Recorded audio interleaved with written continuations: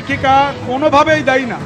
কোন ছাত্রছাত্রী স্কুল ছুটির পর কারা কোথায় কি যাবে না যাবে সেটা তার অভিভাবকদের ম্যাটার, ছাত্রছাত্রীদের ম্যাটার।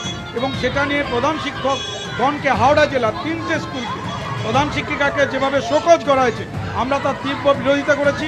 এবং সে বিষয়ে আজকে আমরা এই পথে নেমেছি, কলকাতা রাজপথে প্রতিবাদ জানাতে, যে একজন ডিআই, হাওড়া জেলার ডিআই শুধু নন, আমাদের পশ্চিম মেদিনীপুরের ডিআই, বাঁকুড়ার ডিআই, মালদার ডিআই, কুচবিহারের ডিআই এই ধরনের সাহস রেখেছেন যে তাদের বিরুদ্ধে কঠোর ব্যবস্থা নেওয়া। কোন ছাত্রছাত্রী কোথায় যাবে? রাষ্ট্র যখন ভেঙে পড়ে তখন ছাত্রছাত্রীরাও সেই রাষ্ট্রের অঙ্গ।